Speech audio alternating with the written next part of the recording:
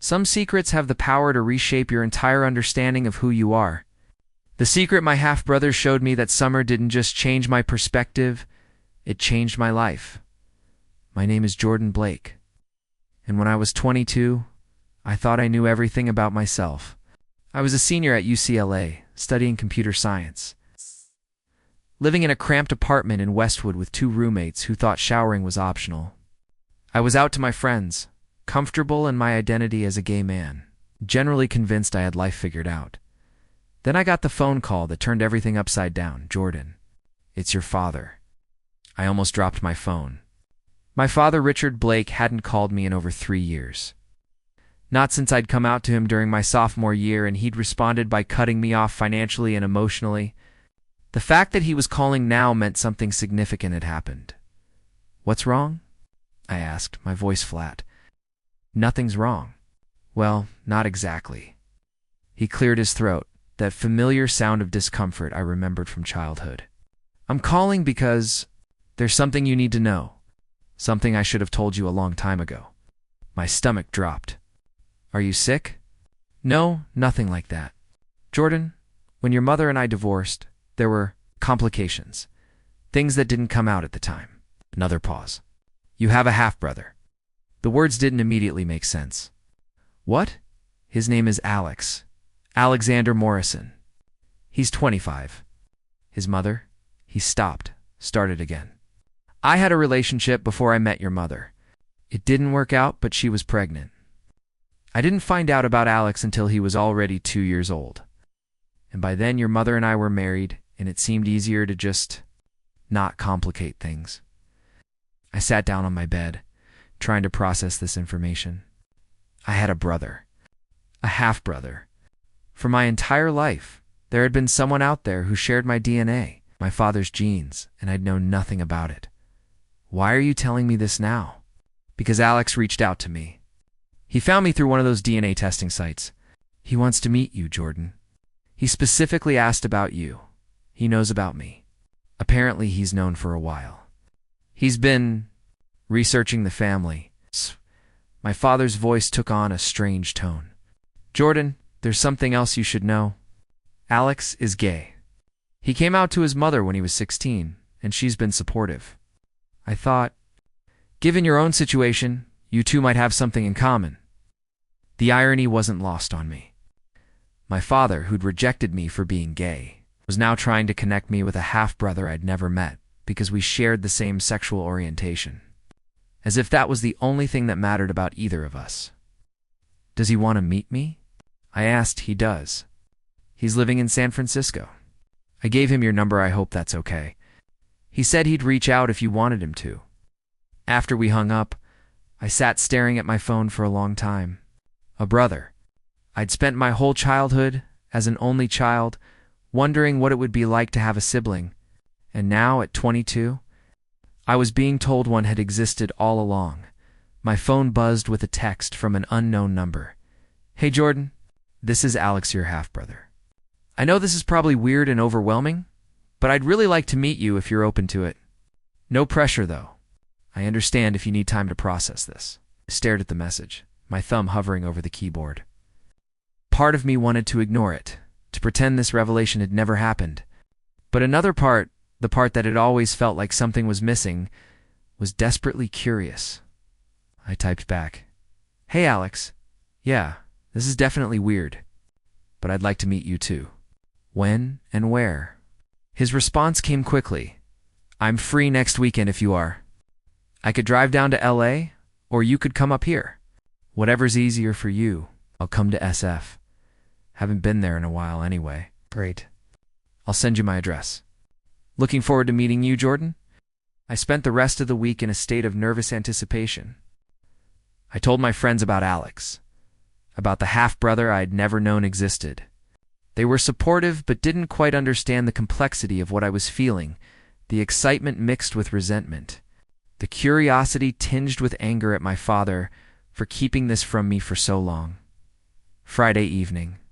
I loaded my overnight bag into my beat-up Honda Civic and started the 6-hour drive to San Francisco. As the miles passed, I tried to imagine what Alex would be like. Would we look alike? Would we have anything in common beyond our DNA and our sexual orientation? Would he resent me for being the legitimate son, the one our father had actually raised? I arrived at Alex's apartment in the Mission District around midnight, exhausted from the drive and the emotional weight of the situation. The building was a classic San Francisco Victorian, painted in cheerful yellow and purple, with a small garden in front. I texted Alex, "I'm here. Still okay to come up?" "Definitely." Apartment 3B. Doors unlocked. I climbed the stairs to the third floor, my heart pounding harder with each step. When I reached 3B, I paused, took a deep breath, and knocked. The door opened. I found myself face to face with my half-brother for the first time. Alex Morrison was tall, maybe 6'2", with dark brown hair styled in a neat fade. Warm brown eyes and a strong jawline that I recognized from photos of our father in his youth. He wore jeans and a Stanford sweatshirt, and when he smiled, I saw a dimple in his left cheek that matched my own. "Jordan," he said, and there was genuine warmth in his voice. "It's so good to finally meet you. You too," I managed. Accepting his handshake that turned into an awkward half-hug, he stepped back to let me in. And I took in his apartment, a one-bedroom with exposed brick walls, bookshelves covering every available surface, and the kind of carefully curated decor that suggested he actually cared about his living space. It was the complete opposite of my chaotic student apartment. "You want something to drink?" "I have beer, water, tea. Made coffee, but I'm guessing you don't want caffeine at midnight." "Water's good, thanks." I settled on his couch while he grabbed bottles from the kitchen. When he returned and sat in the chair across from me, we both just looked at each other for a moment, taking in the reality of this situation.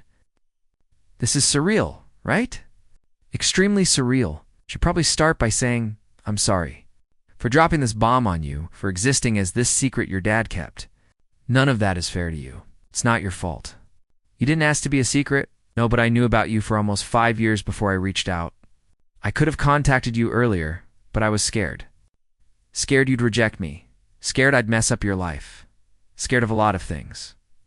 What made you reach out now?" He leaned back in his chair, considering. "Honestly, therapy. I've been working through a lot of stuff about my identity, my relationship with my mom, the fact that my biological father wanted nothing to do with me for most of my life. And my therapist helped me realize that I was carrying around this fantasy of you, this brother I'd never matanned. That fantasy was preventing me from actually dealing with my real feelings about family and belonging. So, you decided to burst the fantasy bubble? Something like that." And also, he paused. "I wanted to know if there was someone out there who understood what it was like to be Richard Blake's gay son, because I'm guessing it wasn't easy for you either."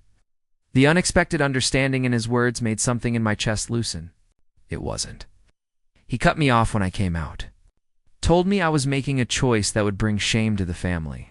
That's rich. Coming from a man who kept an entire secret son hidden for 25 years. Alex shook his head. "I'm sorry he did that to you. You deserved better. So did you." We talked until almost 3 a.m, the conversation flowing more easily than I'd expected. I learned that Alex had graduated from Stanford with a degree in architecture, that he worked for a firm in downtown San Francisco, that he'd been in a relationship for 2 years with a guy named Chris, who was currently out of town for work. He asked about my life, my studies, my plans after graduation. Naturally seemed interested in the answers. When I finally crashed on his pull-out couch, I felt a strange sense of rightness. Like a piece of my life that had been missing had suddenly clicked into place. The next morning, Alex made actual breakfast, with eggs and toast and fresh fruit. Not the cereal or leftover pizza I usually called breakfast stand. We sat at his small dining table, eating and continuing our conversation from the night before. "So," Alex said, pushing his plate aside, "I know you probably have questions. About me, about my mom, about how all this happened. Ask me anything. Why didn't your mom tell our father about you right away?" She tried. She called him when she found out she was pregnant, but he'd already moved to LA and started seeing your mom. He told her he couldn't deal with it, that he'd pay child support, but didn't want to be involved. My mom was hurt and angry, so she moved to Oakland to be near her parents and raised me on her own. She didn't press for his involvement because she didn't want me to be rejected by him. But you reached out to him anyway? Not until recently. I did the DNA test out of curiosity, wanted to know about my heritage, medical history, that kind of thing, and I got a match to you. That's how I figured out who our father was. I spent months debating whether to reach out, and eventually I decided I needed to know, even if it meant rejection. How did he react when you contacted? Alex's expression darkened, about how you'd expect. Shock, denial, anger. He demanded a paternity test, which was Fina wanted confirmation too. When it came back positive, he kind of shut down. Sent some money, suggested we could talk again when things settled down. Whatever that means. The only thing he seemed genuinely interested in was you.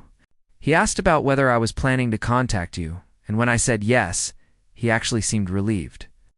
Like he saw it as a way to offload his guilt. Sounds like him. Avoiding difficult emotions by creating distance? Yeah. Alex stood, started clearing the dishes. Listen, Jordan, I don't want to poison your relationship with him. He's your father, and you've known him your whole life. My issues with him are separate from yours. He cut me off for being gay, I reminded him. My relationship with him was already pretty poisoned. Still, he raised you. That has to count for something. I watched Alex wash dishes, struck by how thoughtful he was being about my feelings despite his own complicated emotions about our father. It was a level of emotional maturity I wasn't sure I possessed. Can I ask you something? I said, sure. You said you wanted to show me something big. What did you mean by that? Alex turned off the water, dried his hands, and gave me a long look. Right, the something big. He gestured toward the living room. Come sit down. This is going to take some explaining. We returned to the living room, and Alex pulled out his laptop, opening it to reveal a complex spreadsheet. It's so, he began. When I started researching our family, I got curious about more than just the DNA connection. I wanted to understand our father's life, his choices, what made him the way he is. And I stumbled onto something that I think you need to know about. What kind of something? Our father isn't just estranged from us because we're gay. He's estranged from his own identity, his own truth. Jordan and Alex took a breath. I think our father is gay, or at least bisexual, and I think he's been hiding it our entire lives. The words hung in the air between us, so shocking that for a moment I couldn't process them. That's impossible, I said finally. He's married to Linda. They've been together for 8 years. Beard, or at least a relationship of convenience. Jordan, I have evidence. Photos, old letters I found when I went through my mom's things, patterns in his behavior. I've been piecing this together for months, and it all points to the same conclusion. Show me, I said, my voice barely above a whisper. Alex turned his laptop toward me and began walking me through what he'd discovered. And with each piece of evidence, each carefully documented finding, my understanding of my father, of my entire childhood began to shift. The something big my half-brother had to show me wasn't just evidence of our father's sexuality. It was a mirror reflecting back truths I'd never been ready to see. And once I saw them, I couldn't unsee them. Everything I thought I knew about my family, my father, and myself was about to change.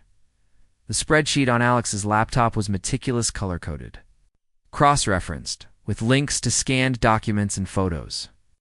It was the work of someone who'd spent months, maybe longer, investigating a mystery that most people would have been too afraid to pursue. Okay, Alex said, his finger hovering over the trackpad. Before I show you this, I need to acknowledge that some of it is circumstantial. I'm not trying to out our father or make assumptions about his identity, but there's a pattern here that I think explains a lot about why he's reacted to our coming out the way he has. Just show me. He clicked on the first folder. Labeled 1990s college years, a series of scanned photographs appeared old prints, slightly faded, showing our father as a young man in his early 20s. In most of them, he was with another man, blonde, athletic-looking. Hey, this is David Chen, Alex explained. They went to USC together. Roommates all for years. I found these photos in a box of my mom's things. She and Dad dated briefly during senior year. which is how she knew him. She said he talked about David constantly, that they were inseparable. So, guys can have close friends. Look at this one. He zoomed in on a particular photo of our father and David at what looked like a beach. Both shirtless, our father's arm around David's waist, in a way that seemed more intimate than friendly. The way they were looking at each other. That doesn't prove anything, I said, but my voice lacked conviction. No, it doesn't. But it suggests something.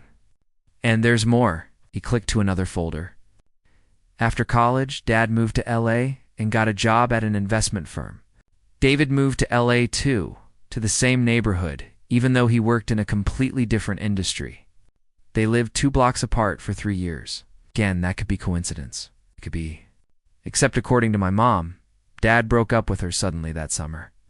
Right before he moved to LA, told her he wasn't ready for a serious relationship, that he needed to focus on his career. But then 3 months later, he started dating your mom. Alex pulled up what looked like old phone records. I requested these through a data request from the phone company. They keep records going back decades. Look at the call patterns from 1995 to 1997. Dad called David's number multiple times a day, more than he called anyone else, including your mom when they were dating. I stared at the numbers, feeling uneasy. Where are you going with this? 1998, Alex continued, clicking to another folder. David Chen dies in a car accident. He was 27. Dad is devastated. I have letters he wrote to my mom around this time, and the grief in them is... He paused. It's the grief of someone who lost more than a friend. He pulled up a scanned letter, and I recognized our father's handwriting immediately.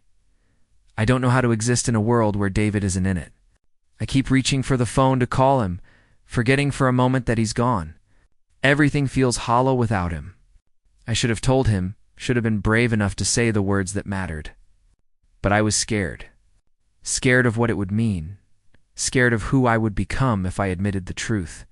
And now, it's too late. My hands were shaking. He could have meant anything by that. Regret about not telling a friend he valued their friendship? Jordan? Alex's voice was gentle, but firm. I know this is hard to hear. But there's more. After David's death, Dad threw himself into his relationship with your mom. They got married 6 months later, had you within a year. Classic pattern of someone trying to bury themselves in heteronormative life after experiencing loss. You're making a lot of assumptions based on... I haven't finished. He clicked to a more recent folder. Fast forward to the 2000s. Dad joined several organizations and clubs, all normal stuff. But I noticed a pattern. Every few years, he'd have a business trip to Palm Springs. Always alone, always the same weekend in April. So I did some digging. He pulled up what looked like hotel receipts and registration records. The White Party. It's one of the biggest gay circuit parties in the country. Happens every year in Palm Springs in April, and Dad has been attending for at least 15 years. I felt like the floor had dropped out from under me. How did you even find this out? Credit card records that were part of the divorce proceedings between him and your mom, they were public record.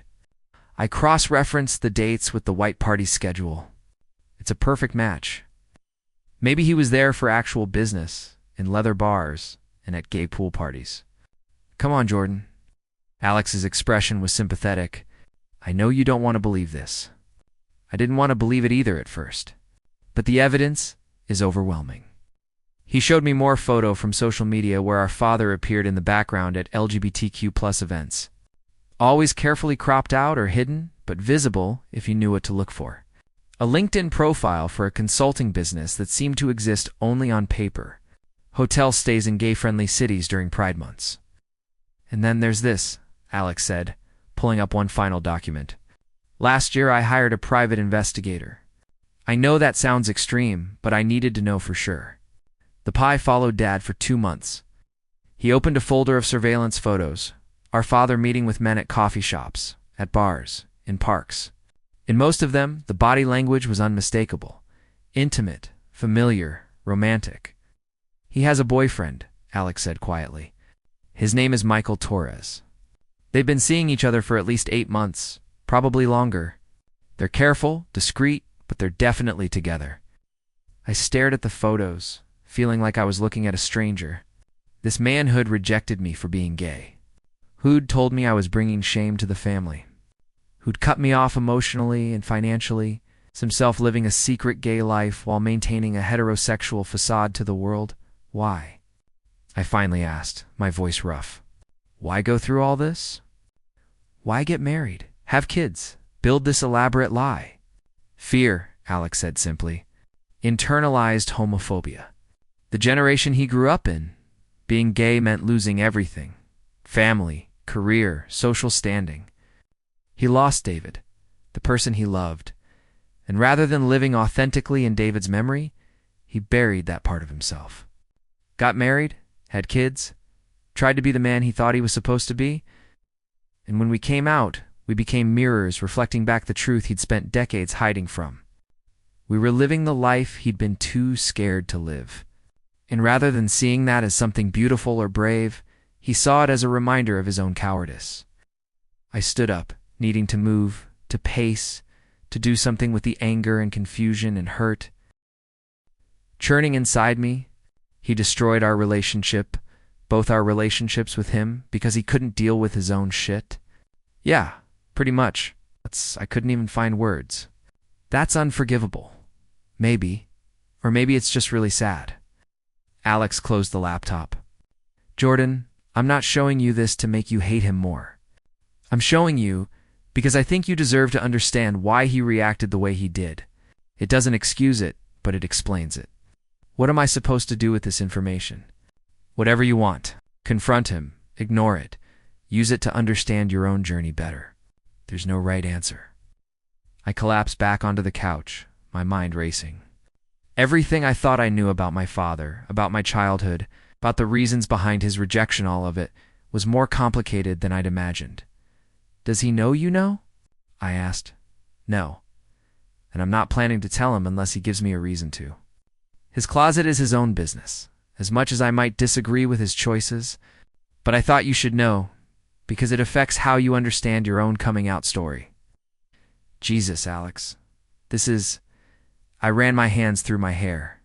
This is a lot to process. I know. I'm sorry, but I thought you deserved the truth, even if it's complicated and painful. We sat in silence for a long moment, the weight of revelation settling over both of us. Finally, I asked the question that had been nagging at me since Alex started his presentation. Why did you do all this research? Why dig this deep into his life? Alex was quiet for a moment, considering his answer. Because I needed to understand why I wasn't enough. Why the fact of my existence was something to be hidden and ashamed of. And I needed to know if it was about me or if it was about him. Turns out, it was always about him. His fear, his shame, his inability to accept himself. We were just collateral damage. That doesn't make it hurt less. No. It doesn't. But it does free us from the narrative that we did something wrong. That there's something about us that's unlovable or shameful. His rejection wasn't about our worth. It was about his cowardice. I looked at my half-brother, this person I'd known for less than 24 hours, and felt a connection deeper than I'd expected. We were both casualties of our father's inability to accept himself, both carrying wounds we didn't deserve. What now? I asked. Now? Alex smiled slightly. Now, I was hoping we could spend the rest of the weekend getting to know each other. Not as the gay sons of a closeted father, but just as brothers. Because honestly, Jordan, I've always wanted a sibling. And I'm really glad it's you. Despite everything, the emotional bombshell, the complicated revelations, the anger at our father, I found myself smiling back. Yeah, I said. I'd like that too, the rest of that weekend. Alex showed me his San Francisco, not the tourist version, but the lived experience of a gay man who'd found his place in one of the most LGBTQ-friendly cities in the world. We walked through the Castro, past rainbow flags and proud storefronts, past couples holding hands without fear, past a history I'd only read about in books and articles. Alex pointed out landmarks: the corner where Harvey Milk's camera shop had been, the bar where he'd given speeches, the theater that still showed classic films. I moved here partly for the history, Alex admitted as we grabbed coffee at a cafe with pride flags in the window. I wanted to be somewhere that my identity wasn't just accepted, but celebrated. Where I could walk down the street holding my boyfriend's hand without worrying about being harassed. You mentioned Chris last night. Tell me about him. Alex's entire face softened. He's everything. We met at work. He's a structural engineer, so we collaborate on projects sometimes. He's kind, patient, brilliant, makes me laugh even when I'm stressed. And he gets it, you know? What it's like to be gay, to have to navigate spaces that aren't always welcoming, to have complicated family stuff. Does he know about me? About this whole situation with our dad? He knows everything. He's been really supportive through the research process, even when I was obsessing over tiny details at 2 a.m. He's actually the one who suggested I reach out to you, said. I'd regret it if I didn't at least try. I think I like him already. You'll meet him when he gets back from his site visit next week. Fair warning, he's going to interrogate you thoroughly. Very protective of me.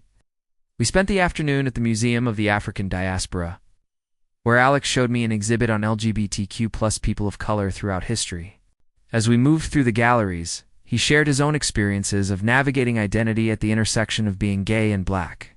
Complicated, he said. Standing in front of a photograph of Marsha P. Johnson, the gay community can be really white-centric, and the black community can be really homophobic. You're constantly trying to figure out where you fit, where you can be fully yourself. I can't imagine. Being white and gay, I have privilege in spaces you don't. Yeah, but we both deal with homophobia. It just manifests differently, he turned to me. That's part of why I wanted to meet you. I was curious if we'd have shared experiences despite our different upbringings. And do we? More than I expected. The way you described your coming out to Dad, I felt that. The hope that maybe he'd surprise you. Maybe he'd choose love over prejudice. And then the devastation when he didn't. That evening, Alex made dinner, actual cooked dinner, with vegetables and everything while I sat at his kitchen counter nursing a beer and watching him work. Can I ask you something personal? I said, sure. When you found out about me, that you had a half-brother who was also gay, what did you feel? Alex paused his chopping, considering. Honestly, relief. And excitement? I grew up as an only child, and I always wondered what it would be like to have a sibling. When I found out about you, I built up this fantasy of what our relationship could be. Someone who understood what I was going through, who shared part of my history, who I could have a real connection with. And now that we've met, does reality match the fantasy? He smiled. Better, actually. You're real in a way fantasy can't capture. Complicated and funny and dealing with your own stuff. I like you, Jordan. Not just because we're related, but because of who you are. I like you too, I admitted. And I'm grateful you reached out. Even though the stuff about Dad is a lot to process, I'm glad I know. And I'm glad I know you. After dinner, we settled on his couch with more beer, and Alex put on a movie, Love, Simon, which I'd seen, but he said he wanted to watch with me anyway, halfway through. During the Ferris wheel scene, Alex hit pause. Can I tell you something? He asked. Always. When I was 16 and came out to my mom, she was amazing. Supportive, loving, all the things you hope for. But there was still this sense of loss, you know? Of not having anyone who really understood what I was going through. My mom tried, but she's straight. She couldn't know what it felt like to be scared of holding someone's hand in public, or to worry about whether you could bring a date to family functions. I get that. My friends are great, but it's not the same, right? And for years, I felt like I was navigating this alone. Even with Chris, who gets it better than anyone, there's still this sense of isolation, I guess. Of being the only queer person in my family. He turned to face me. But now, I'm not. I have a brother who understands, and that means more than you probably realize. I felt a lump form in my throat. It means a lot to me, too. I always wanted a sibling growing up, and now I have one, and he's... I stopped, not sure how to finish the sentence. Annoying? Overbearing? Too good at cooking? I laughed. I was going to say exactly the person I needed. Alex pulled me into a hug. And this time, there was nothing awkward about it. We held each other like brothers who'd been separated their whole lives and were finally home. "Thank you for driving up here," Alex said. "For giving this a chance. I know it was probably scary. Thanks for finding me. For being brave enough to reach out." We finished the movie, both of us crying during the final scene because we were both saps, apparently. Then we talked until almost dawn again, this time about lighter things, favorite books, worst dates, embarrassing college stories, building the foundation of a relationship that should have started decades ago, but was finally beginning now. Sunday morning, I packed my bag reluctantly. Not ready to leave, but knowing I had to get back to LA for classes Monday morning. "This doesn't have to be the end," Alex said as he walked me to my car. "We can stay in touch. Visit each other. Actually be brothers instead of strangers who share DNA." I'd like that. A lot good, because I'm already planning your next visit. Chris wants to meet you, and I want to show you more of the city. We hugged goodbye. And as I drove out of San Francisco with the city disappearing in my rearview mirror, I felt fundamentally different than I had on the drive up.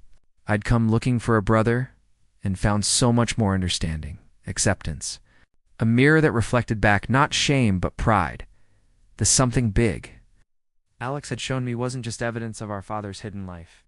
It was the possibility of a different kind of family, one built on choice and honesty rather than blood and obligation.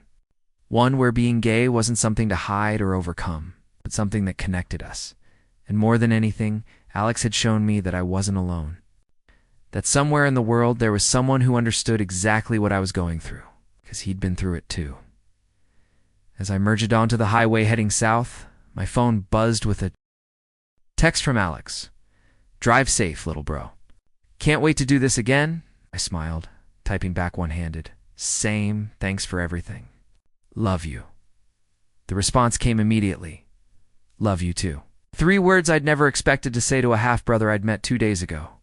But somehow, they felt completely natural. Because that's what Alex had really shown me, that family isn't just about who raised you, or who you share a last name with. It's about who shows up, who sees you clearly, who loves you anyway. And I'd finally found that. I didn't plan to confront my father. In fact, I spent the entire drive back to LA convincing myself that what I had learned about him was his business. That exposing his secret would make me no better than the people who'd outed gay people throughout history. That revenge wasn't the same as healing, but 3 days after returning from San Francisco, my father called again. "Jordan, I wanted to check in. Did you meet Alex?" The casual way he said it, like he was asking about a dentist appointment, made something snap inside me. "Yeah, I met him. We spent the weekend together." "Good, that's good. How did it go?" "It was eye-opening." "What does that mean?" I took a breath, standing in my apartment bedroom, phone pressed to my ear, heart racing. "It means Alex showed me some things. About you. About why you really can't stand having gay sons." Silence on the other end of the line. "Then, I don't know what you're talking about, don't you?" David Chen, The White Party. Michael Torres. Should I keep going? More silence. Longer this time. When my father finally spoke, his voice was tight, controlled. "I need you to stop right there. You don't know what you're talking about." "Actually, I know exactly what I'm talking about. Alex did his research, Dad. Very thorough research. Alex had no right." He stopped, started again. "This is none of your business. My personal life is not your concern. It became my business when you cut me out of your life for being gay while living in the closet yourself. It became my business when you rejected Alex for existing. It became my business when your inability to accept yourself turned into you being unable to accept your own children. You have no idea what my life has been like. What I've had to do to survive, to build a career, to what? To hide? To pretend? To marry women you didn't love and have children you'd later reject because we reminded you of everything you were too scared to be. Don't you dare judge me." His voice rose, anger breaking through the controlled facade. "You grew up in a different world. You have no idea what it was like in the 90s. What could happen to your career, your reputation, your entire life if people found out you were gay. So you sacrificed your authentic life and your relationship with your sons to protect a lie. It wasn't a lie. I loved your mother, but you loved David more. Statement hung between us, sharp and undeniable. I heard my father's breathing change, heard what might have been a choked sound. You don't understand, he said finally, his voice thick. Then help me understand. Because from where I'm standing, you're a hypocrite who destroyed his family rather than face the truth about himself. Then make it simple. Explain to me why I wasn't good enough for you to accept. Why Alex wasn't good enough. What about us being gay was so terrible that you had to cut us out of your life?